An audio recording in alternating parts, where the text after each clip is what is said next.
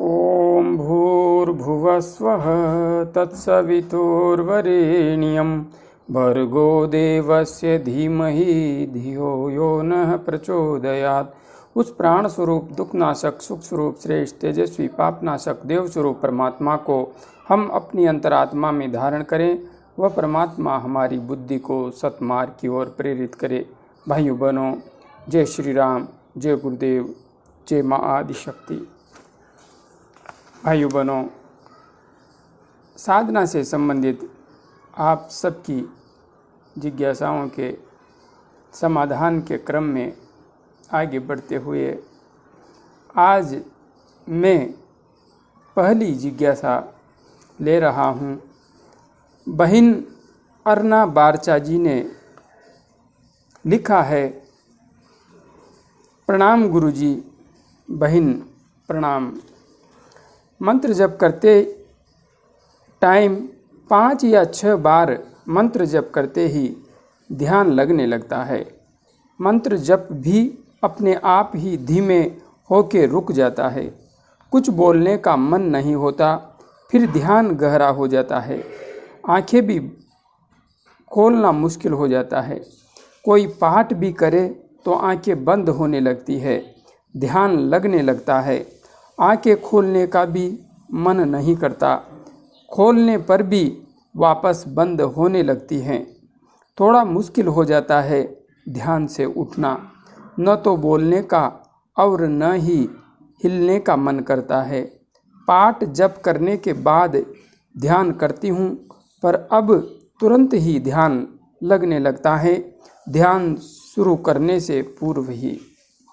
बहन जी, आपने जो कुछ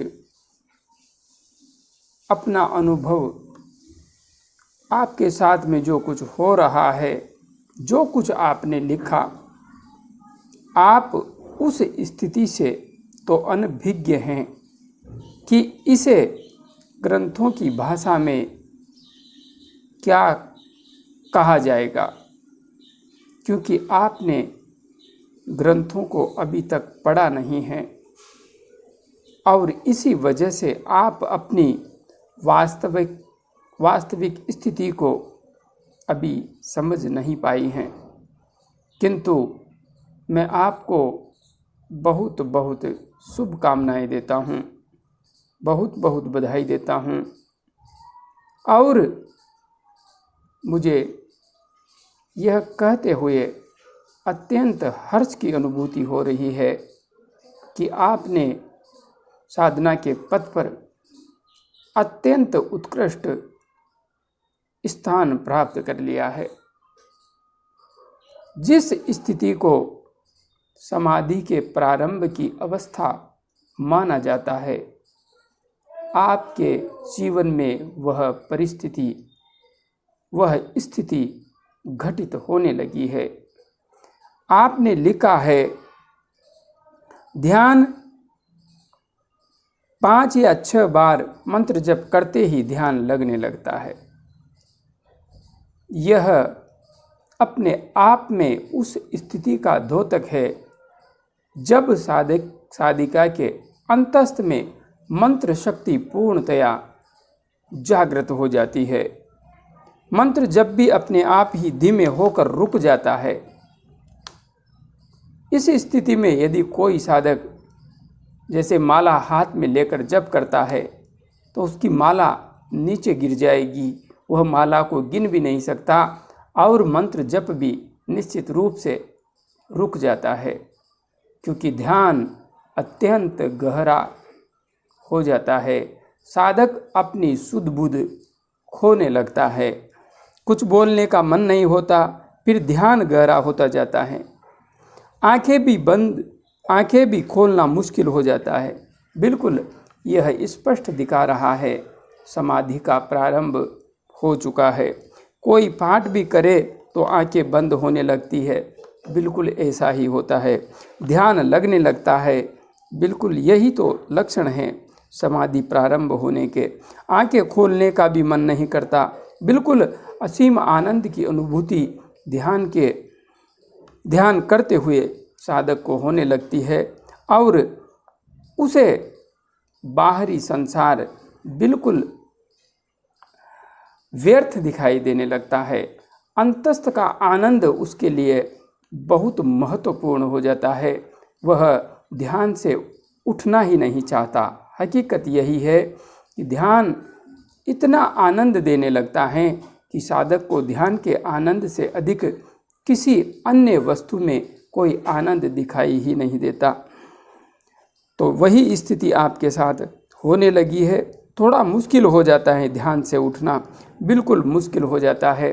4 घंटे भी यदि हम लगातार ध्यान में बैठ गए तो भी साधक को बिल्कुल भी ऐसा नहीं लगता कि मेरे को 4 घंटे हो गए हैं, और वह आनंद मग्न अवस्था में अधिक से अधिक डूबे रहने का प्रयास करता है।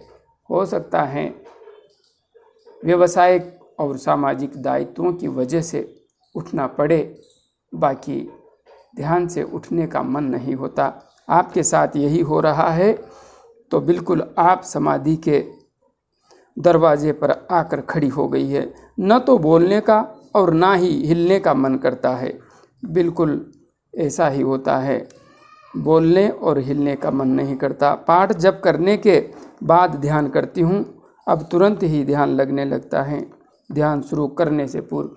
जैसे ही हम ध्यान करने का एक निश्चित समय निर्धारित करते हैं तो उस समय से पूर्व ही अपने आप हमारा ध्यान लगने लगता है। इसीलिए ध्यान के मार्ग में, साधना के मार्ग में यह कहा जाता है कि जब भी साधक ध्यान करे, साधना उपासना करे, तो उसे अपना समय निश्चित कर लेना चाहिए।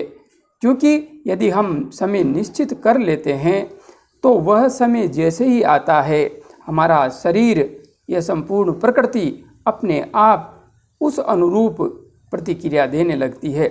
यदि हम प्रतिदिन सुबह 4 बजे उठने का नियम बना लेते हैं तो 4-5 दिन, मुश्किल से 8 दिन हमें 4 बजे उठने में समस्या हो सकती है, किंतु 8 दिन बाद आपकी अपने आप 4 बजे, 3:30 बजे अपने आप निद्रा खुल जाएगी। वही हमारे साथ साधना उपासना के क्रम में होता है। आप नियमित रूप से यदि किसी निश्चित समय पर भोजन करने की आदत डाल लेते हैं तो वह समय आते ही आपको जोरदार भूख लगेगी। इसलिए शरीर को नियमबद्ध तरीके से बांधने पर शरीर का हर सिस्टम बिल्कुल व्यवस्थित तरीके से क्रियाशील होने लगता है। इसलिए आपको ध्यान में बैठने से पूर्व ही ध्यान की स्थिति घटित होने लगती है। यह इस बात का द्योतक है कि प्रकृति ने आपके ध्यान के समय को पकड़ लिया है और आपका शरीर उस निश्चित समय पर अपनी वास्तविक प्रतिक्रिया देने लगा है। आपको यह संपूर्ण प्रकृति उस ध्यान की अवस्था में डूबने में सहायता देने लगी है। इसलिए आपकी यह अवस्था बहुत सुंदर है, बहुत ही उत्कृष्ट है। आप समाधि के दरवाजे पर आकर खड़ी हो गई है। यहाँ से आपकी समाधि की अवस्था शुरू हो चुकी है। इसके लिए आपको बहुत बहुत शुभकामनाएं। आगे गुरु माँ वैष्णवी जी दिल्ली से जिज्ञासा रख रही है। माता जी, मैं भी आपको प्रणाम करता हूँ। गुरु माँ ने लिखा है, गुरु जी प्रणाम। प्रणाम माता जी, प्रणाम। गुरुदेव, मेरे सहस्त्रार चक्रा में बहुत हलचल होती है। ऐसा लगता है कि किसी ने बहुत ज़ोर से पूरे सर में हल चला रखा हो।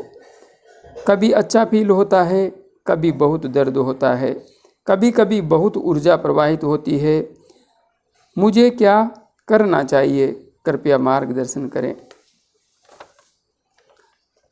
माता जी, आपने जो कुछ यहाँ पर लिखा है सहस्रार चक्र में बहुत हलचल होती है। ऐसा लगता है कि किसी ने बहुत ज़ोर से पूरे सर में हलचल चला रखा हो। कभी अच्छा फील होता है, कभी बहुत दर्द होता है, कभी बहुत ऊर्जा प्रवाहित होती है। यह तो निश्चित है कि आपकी प्राण ऊर्जा सहस्रार चक्र तक पहुंच चुकी है, किंतु यह भी निश्चित है कि यह ऊर्जा व्यवस्थित तरीके से आपके प्रवाहित नहीं हो रही है, क्योंकि आप सही तरीके से इस ऊर्जा को प्रवाहित नहीं कर पा रही है।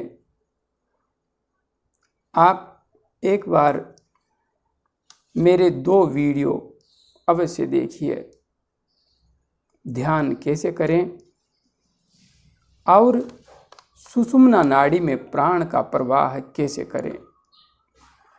इसमें भी आपके लिए सबसे महत्वपूर्ण है सुषुम्ना नाड़ी में प्राण का प्रवाह कैसे करें। यदि आप सुषुम्ना नाड़ी में सही तरीके से प्राण का प्रवाह करके ध्यान करेंगी तो आपके लिए बहुत सहज होगा आगे की यात्रा करना, और जो समस्याएं आपको आ रही है उन्हें मैनेज करना। इसके साथ ही आपको सुबह शाम भ्रामरी प्राणायाम का 5 से 10 मिनट नियमित रूप से अवश्य अभ्यास करना चाहिए। यदि आप भ्रामरी प्राणायाम का नियमित रूप से सुबह शाम खाली पेट संध्या के समय अभ्यास करके ध्यान करेंगी तो आपकी यह समस्या निश्चित ही सहजता से समाप्त हो जाएगी। आगे आप ध्यान के मार्ग पर आगे बढ़ते रहिए। बिल्कुल आप बड़ी सहजता से आगे बढ़ती चली जाएंगी। सत सत प्रणाम। आज के लिए इतना ही। आप सब भाइयों बहनों को जो भी कोई विशेष समस्या हो तो रखिए। जैसे ही समय मिलेगा मैं समय निकाल कर या तो वीडियो बनाऊंगा या कमेंट बॉक्स में आप सबको जवाब दूंगा। जहाँ तक संभव है, जितना अनुभव मुझे है, आप सबकी समस्याओं का समाधान करना ही मेरे जीवन का मूल उद्देश्य है। जय गुरुदेव, जय माँ आदिशक्ति।